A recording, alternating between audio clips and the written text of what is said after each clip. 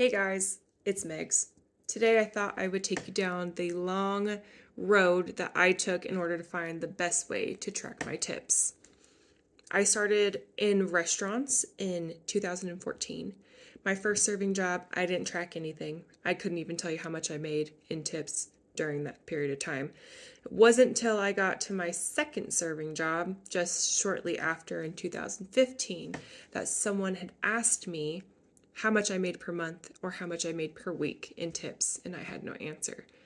So, what I started to do was at the end of each shift, I would write down the amount that I made for the night, but I wasn't writing it down in a consistent spot, so I couldn't ever remember what it was. So, what I ended up doing was going and purchasing a little composition notebook.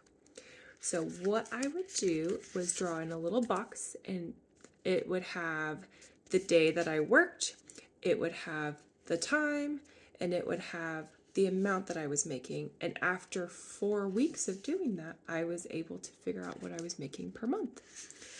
I did this until the summer of 2016, and that's when I got my first planner. This planner is from Blue Sky. I customized the cover. That's what I liked about it. I liked that it had areas for me to make it my own. And this was the first planner. I liked that it was month at a glance. I put in all of my expenses. I put all of my earnings in. And this is when it really started to track all my stuff. What I didn't like about this was the spiral. It was really, really hard to write in next to the spiral on both sides, no matter how the book was positioned, no matter if I had it folded over all the way on each side. Didn't like that very much. So decided that I was going to try something a little bit different the next time. I did this planner, and then I did this planner's little sister for the next year. So in 2017, I had this little guy. I had the same issue. The spiral was really hard to get really close to the line. One thing I hated about this one was that the paper is super, super thin. If I used anything other than pen or pencil on this, it would bleed through. Hated that. I also didn't like that the design was the same on every single page. It got very boring over time. Color scheme just isn't my thing. I also started keeping all of my receipts in clockout slips, and I needed a pocket. So I ended up making one out of duct tape so that I keep everything in the back. So the next time, for 2018 to 2019, I decided to try a different planner. This one is from Poppin. I liked it from the beginning because it had a pocket. It also has a pocket on the inside. Also still space for me to customize, so that's a little bit of myself, which I liked. This one was also on the thinner side on the pages, but I liked that in the very beginning of the month, it had a spot for all of my expenses and when they were going to pool, so it was separate from the actual plan part, which was cool. I still started tracking all of my stuff,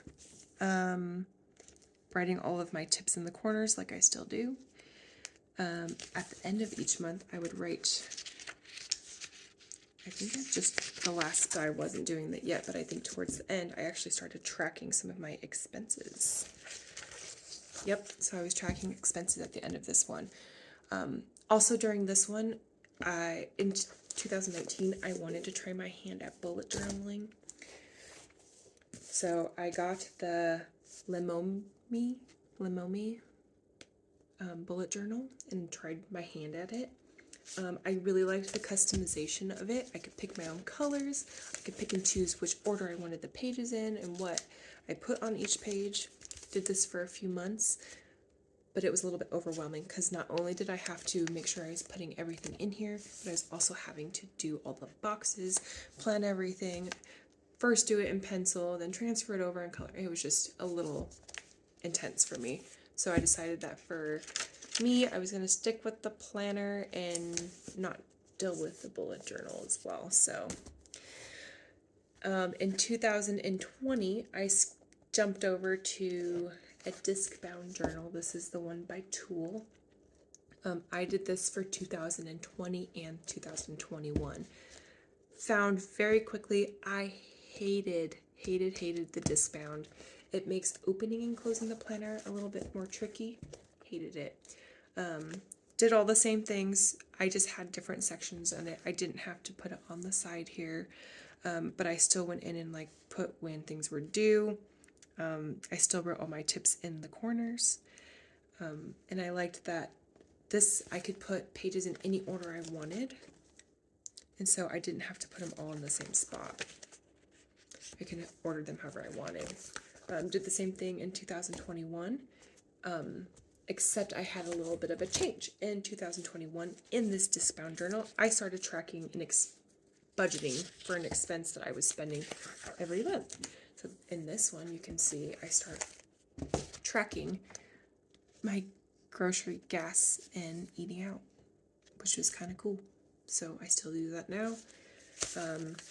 Was a little bit of a bind to get a new planner. Didn't do enough research to find something I liked. So for 2022, I went back to the Sky Blue planner and found I had all the same issues with it as I did with the ones before. First and foremost, didn't even take the time to customize this one. This was a busy year for me. So I just dealt with it. Promised I would do something different the next time. Had the same issue with the pages being super, super thin, so you couldn't use marker on them. Also was tracking, having to write in all the tracking stuff, which I absolutely hated. The month at a glance, I hated it, and it was hard for me to want to track when I hated it so much. So for 2023, I did my research, and I decided to get me something that I was actually going to use and actually going to like. So that's when I got my first bound leather. I don't know if it's real leather, it's probably fake leather, but leather planner. Still able to customize the front, customize the first page. That's what I really liked about it. But this had everything that I wanted in it. So I had each of the monthlies.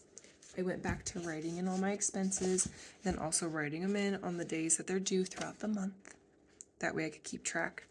At the end of the month, I started keeping track of all the monthly stuff. So as you can see, all the budgeting stuff is here, and then all of my incoming is here. Still do this to this day. I love it.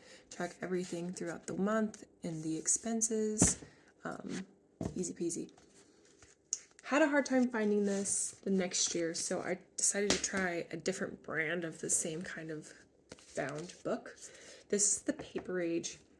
It had everything I wanted in it. I just didn't like how it was set up.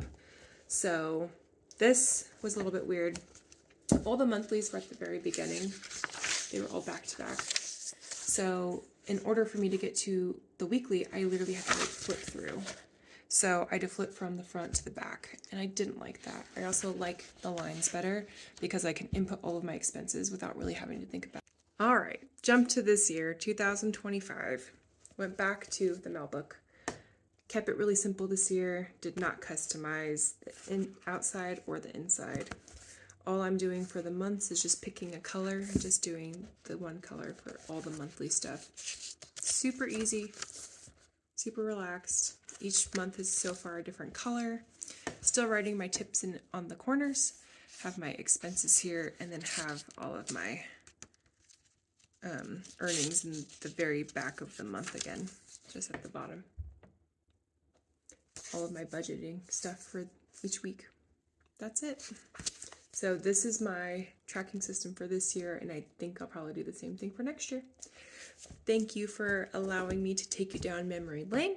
Hopefully this saves you some of the crazy planner tracking problems that I had throughout the years. But thanks for watching.